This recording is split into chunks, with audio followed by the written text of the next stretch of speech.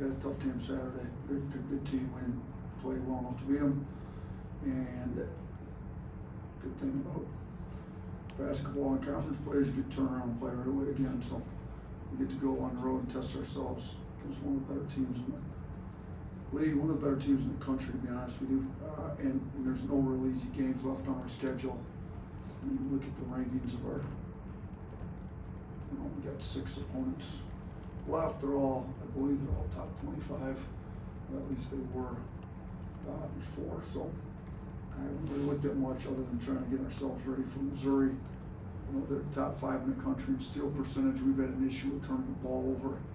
So that's a major issue going in this game. Can we take care of the ball so that we're not sending them layups on the other end? Their transition offense is one of the best in the country. They're first in the SEC, second in the country in free throws made per game. So we've had an issue with fouling. So a lot of the stuff they do well, we at times this year have had an issue with. Maybe not every game. I thought we did a good job taking care of the ball against Auburn with only 7 turnovers, but we've had 20, close to 20 too many times. So turnovers, fouling. Caleb Girl's second in the SEC in 3-pointers made, and he shoots it really well. We've given too many good shooters career nights. Go back to Eagle staff, Hubbard.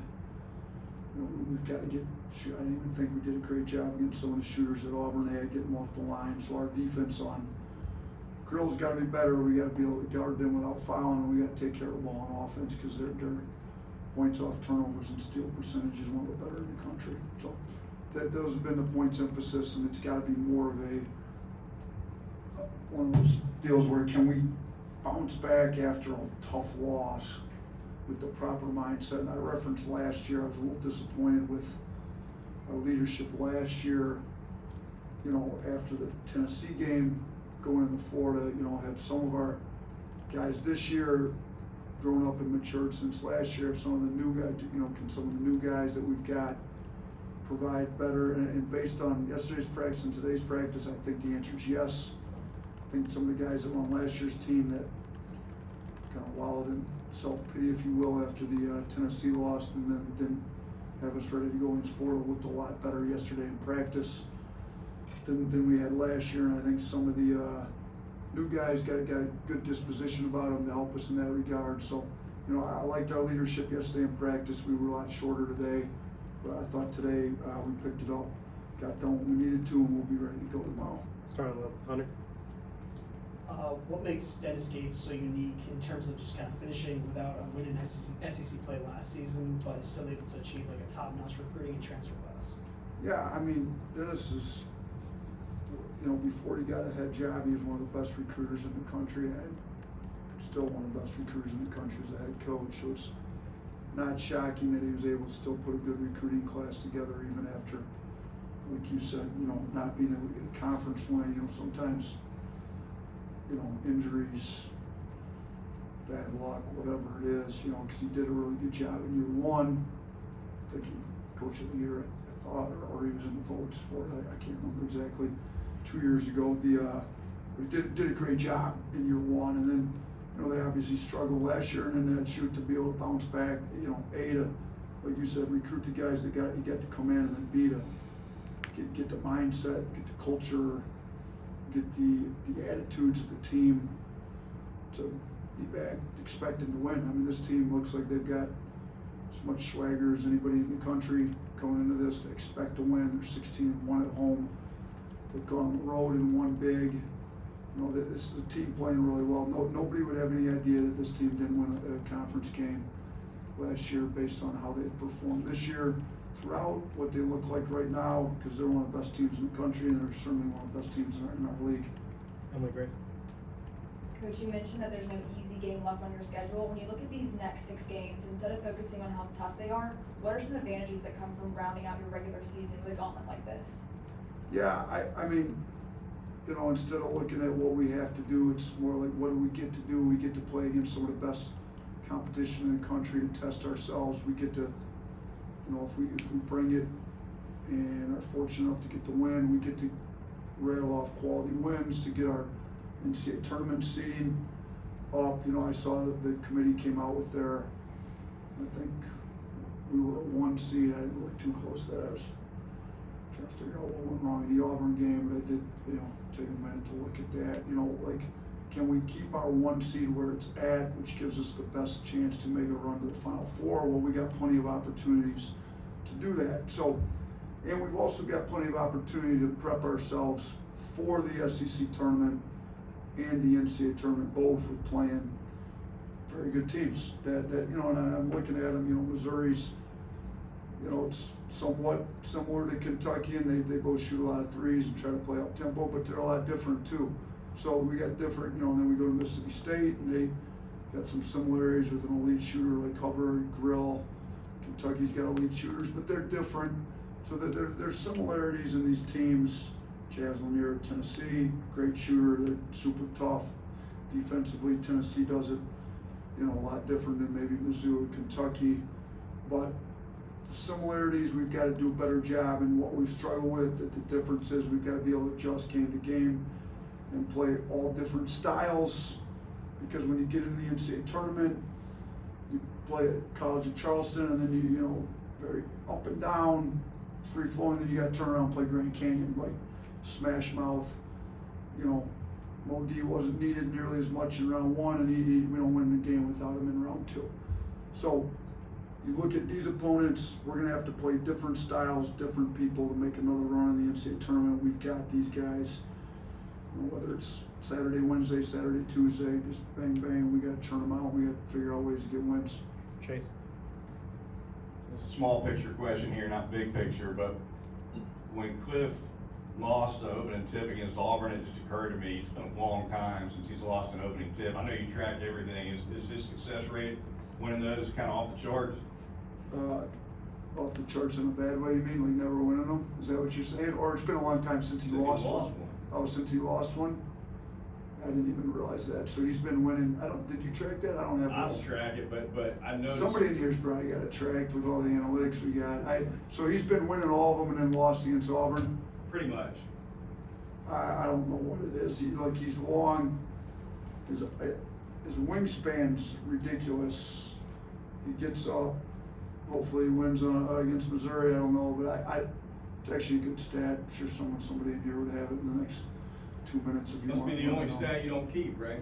Yeah, well, he had been losing a few there for a minute, then he must have got a bunch of them, according from you, and then I do know he lost the one because our first possession didn't go like we wanted it to, and before you knew it, it was 9-zip. So we've had bad starts at Missouri in the past year too. So it'd be helpful if we won the tip, scored to make sure we weren't going down big early. But it's a good stat. We'll have to look it up. Tony. Won't take long. Given his ball handling and shooting ability, is it advantageous to play Aiden with Mark? But then also, how do you kind of balance that by giving up maybe the spark that Aiden would give you off the bench? Look, we've looked at a few different analytic things that way since the Auburn game. Because shooters, creators, combination, we probably need at least 2 of the 3. Can you play LeBaron with Mark more to create, to get Mark easier shots? Can you play with Holloway and Sears together? They can both create and shoot to get each of them more shots. Can you play Barron with, either one of those so Barron can create to get them shots? When you do play Barron with Mark, because Barron doesn't shoot it as well as Biz, CY, and Mark, can you put Barron in there with 2 of CY, Mark, and Holloway? What does it do to us defensively if you put Barron, Mark, and Holloway in together because they're all smaller? We did look at all those 2-man lineups, 3-man lineups we looked at a lot of that. So, in fact, you're asking that, nicely done. You're asking the right questions, as were we. We are going to experiment a little bit with some of that stuff, just making sure there's enough guys that can create offense, enough shooters out there to keep the floor open with the appropriate lineups in. So that we did take a good hard look at that over the last couple of days. Blake. Yeah, kind of a similar question, but I know you moved LeBaron out of the starting lineup when he had that ankle. But now that he's back healthy, has there been consideration? You were just kind of talking about it, moving him back into the start. Yeah, there is, just because like we love what CY's given us with shooting, toughness, leadership, all that. The issue is, as good a shooter as he is, you know, he's in his, there's a lot of things I love about him. You know, Mark's probably the only creator in the starting lineup. It helps, kind of like Tony talked about, to have either Mark and Holloway or Mark and LeBaron together. So, like, Holloway's been great off the bench. He can score it in a hurry. Gives you that, his pace. He's the fastest of our guards. Sometimes it's nice to bring in a fresh guard that's playing super fast against either the other team's second unit or tired first unit. So, you know, if you want to have two creators in, is it LeBaron and Sears, or do you make a quick sub early? Or like we also got to figure out who's healthy enough to go and all that stuff. But yeah, there's been talk of, you know, the question he asked, we've talked a lot about that, and yes, there's been talk of this too as well. Nick Kelly. Yeah, the LSU game is the only one where the defense has allowed fewer points per possession in the second half than the first half. Is that a case of fatigue? Is it just natural second half? Is it guys getting complacent? What would you attribute that to? I like that we've got a analytically driven media, because I didn't know that stat, so that's a good one for me to go look at it a little harder. I did know that we were having second half issues going into that game. That's why we changed the group to start the second half. And obviously it must have worked on the defensive end, because it's still the only time we've had a better efficiency on the defensive end than the first half, which I didn't know that until you just told me that. I knew that we had issues before, and it worked that game. So I'm gonna be honest with you, we have, our starts to the second half haven't necessarily fixed themselves. Maybe we do need a change in the starters, at least for the second half, even if we don't do it for the game. Maybe we need a little bit more of a wake-up call at halftime.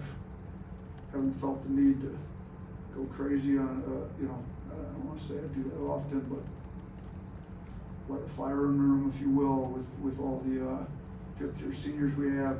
Maybe it needs to be a discussion we have with some of these guys that are fifth-year seniors, that our sense of urgency starting the second half has to be better.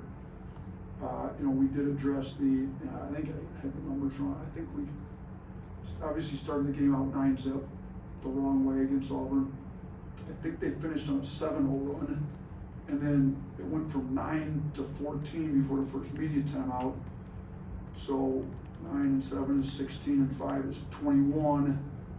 And then we didn't close the game very well either. You know, obviously we had to foul intentionally, but even if you just count start, finish, start, not great with the starters that started either the game or the half, and the guys that finished the first half. So, you know, I don't know why our second half defense, obviously some other teams, you know, maybe make an adjustment, and we got to do a better job making adjustments. Maybe it's our lineups aren't right in the second half. Maybe it is a sense of urgency. Maybe it's some complacency, because it obviously not the case in the Auburn game, but we've been playing with a lead, and sometimes a strong lead. You know, we built an 18-point lead at Arkansas. You know, are we not mature enough to guard when we're up? We had a big lead at Texas. Are we not mature enough to guard when we're up? We've had, you know, multiple double-digit leads in the second halves against these teams, and I'm with you. I don't like our sense of urgency to guard when we have a lead. To me, that shows, you know, some leadership issues that we've got to do a better job. So, thank you for informing me. Make sure our team knows that, and we'll look into that a little deeper. The more analytics you guys give me, the more I like it. Appreciate it. Charlie. This might not be as analytic, but no Aiden Trail last game. Just was that more of a matchup thing, or what went wrong there? Yeah, I felt bad. He wasn't like, it had nothing to do with him. I love the kid. I actually praised him a lot in video this morning, because for a kid to not play in the game for the first time all year, and Mo D had multiple games where he didn't play last year, and I thought his attitude stayed great. and it's well known, everybody in here would agree, like, we don't make a Final Four run without what he did in the NCAA tournament. So for Mo's attitude to stay as well as it did last year, to come in and help us make a Final Four run for the first time in school history.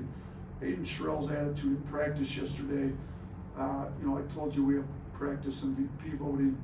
There was only 2 guys that got practice MVP votes from the team yesterday, and it was Grant and Aiden Shrell. So for him to come back and practice as hard with as good attitude as he did, when a lot of guys would have been immature, pouted, he's not that. So why didn't he play? Look, you know, they had the 2 bigs that started, so we thought it was maybe a game they could play. Cardwell got in foul trouble, which limited a lot of his minutes in the first half. I didn't think Cliff necessarily was great early, gave up the 2 threes, and I mean, Broome got off to a great start. We brought Mo D in. Mo D's been a little bit of a spark plug. You know, he had 2 threes. Mo D's a better matchup to guard Broome on the perimeter. And after Cardwell picked the 2 fouls up, they weren't as big as what we initially thought they'd be, particularly in the first half. Then with Mo D doing a good job, and then Cliff did a really good job on him after he came back in after the first stint. We kind of went back and forth between Cliff and Mo D, who I thought were doing a great job, and then they didn't play 2 bigs nearly as much as we thought they would, and it kind of shook out that way, and it had nothing to do with what Aiden's been playing, because I think he's been playing much better basketball. So I did feel bad. We tried to win the game, and I thought we went with guys that were working, and I would anticipate Aiden getting minutes, you know, in the first half here against Missouri, and seeing where that goes from there. Will. Coach, your team has really shown up to play on the road this season. Missouri could be the most underrated team in the country. What are the challenges that they present that you want to see your guys respond to? Yeah, those are both good points. I think, you know, I told our team this morning in video, we've gone on the road at Kentucky when I thought maybe they were playing their best basketball. They were full strength. They had Lamont. I mean, they were good. We went to A&M when they were playing as good as anybody in the country and got a win. Went to Mississippi State. They were playing as good as they've been playing all year, I thought, and got a win. You know, Arkansas was maybe playing as good as they had been playing all year. We got in there and got a win. You know, we went in, beat Texas pretty soundly, shot it well. So we've had very good wins on the road, and for whatever reason, we're 6-0 on the road and we're 4-2 at home. Now, Auburn was one of them at home, so, you know, they're number 1 in the country, so maybe but we play well on the road. Missouri's 16-1, I believe, at home. The challenges they present, I mean, kind of what I talked about in my first question, they turn people over a lot with their steal percentage. They've got elite shooting. They play with great pace. And we've had some issues with that. We've got to be super locked in and ready to go both after a loss and on the road. And this game's a little bit reminiscent of the Kentucky game, coming off a loss, going on the road against a really good team. And I hope we answer the bell like we did against Kentucky. 2 more. Yeah. Oh, Jeff, sorry. You kind of mentioned it already with the defensive stuff, but we saw Cliff and Mo do a pretty good job against Broome on a couple possessions. What kind of jumps have you maybe seen there, and how do you need to keep seeing guys step up against the other team's best player? Yeah, we've had issues with giving up career highs to other teams' best players, whether they're guards, you know, Dylan Harper, Eagle Staff, Hubbard. I think there's been a few others. It's been a little disappointing on our defense. Broome had a very good night, 19 and 14, but I think he had 8 quick ones, gave up a couple threes that he's not a bad shooter at all. He's also, his percentage was, I think, high 20s coming in the game, just under 30 if I remember correctly. So it wasn't like that's where he's been killing people. He was making less than 1 a game. So we weren't as worried about that. And then he hits a couple, and I thought his sense of urgency wasn't great. I thought after he got the first 8, we did a much better job for most of the guys that ended up being on him. He still ends up with 19 and 14, which is why he's, you know, one of very few players being talked about for National Player of the Year. But I do think Cliff's gotten better. The Kaufman-Wren debacle at Purdue was not good, obviously. you know, we, as a coaching staff, took a lot of that because we just kind of assumed that this guy's been pretty good. He's been one of the best post defenders, best shot blockers in the country over the last 3 or 4 years. Like, he probably doesn't, we probably won't do a lot with it. We still needed the game plan, and we got a better plan. I think he's done well, and I think his second stint and then every ongoing one after was significantly better against Broome Saturday. You know, Mo Diabate's gonna play hard. You know, he hit a tough fadeaway on Mo D. You know, he's got given up a little size on him, but I thought he didn't do a bad job either. So I think some of our guys are starting to step up, meet the challenge of stopping some of these other guys. And we've got one today. I mean, or tomorrow. Bates is their leading scorer. He's a very good player. Caleb Grill is one of the best shooters in the country, not just in the SEC, and we've got to do a really good job on them. And they've got some other guys that are pretty good as well. Last one, Tony. Yeah, just with their 3-point shooting ability, you got Darian Reed back. What'd you see from him in the Auburn game, and how big is like having an extra length guy like that to kind of maybe defend some of that? Yeah, so I mean, look, so Darian had the hamstring deal, and it's one of those things where you don't want to bring him back too early, and we thought we'd rest him well enough. Well, it kind of flared up again after. I mean, he played limited minutes against Auburn, but he's been out of practice. We're checking. He's getting MRI, second MRI, shoot a third one in the last few weeks. Again, this morning, I believe. So, well, I think he'll be listed as probably doubtful, based on not practicing yesterday and today. You know, hopefully the MRI shows up clean. Maybe all swelling or the inflammation, whatever it is, goes out. Maybe he can go. Look, Darian's one of our best positional size athletic defenders, and he's done very good jobs on different guys when he's been healthy throughout the year. It would be great to have him because, like we've said, we've given up career highs to too many guys, and he's a guy that you can put on a 1, 2, 3, 4. Great size, fly around. I just, you know, it's hard not getting the reps, and he's missed, I think we've counted like over a third of, like, I don't know, 30, might be up over 35, 36% of our practice reps this year. So it's hard on both sides of the ball, but, you know, as good as he is on defense sometimes, you're not getting the reps on offense. It's got to be a positive net on both sides of the ball. So, you know, and he's missed the last 2 practices again. So I'm not sure where he'll be at, even if he's cleared to play tomorrow, just because of all the missed practice reps and everything. So we're just, I think he's going to be a pro. You know, he came in at McDonald's All-American. He's got all the intangibles as far as tough, great attitude, high IQ. He's athletic. A lot of the stuff that the pros are looking for. We really don't want to hurt his long-term career by rushing something to win a game or two, help him. So we're trying to do what's right by him and do it right, and we'll just see where he ends up after this MRI comes back here this afternoon. Thanks, Coach. Thanks, everyone.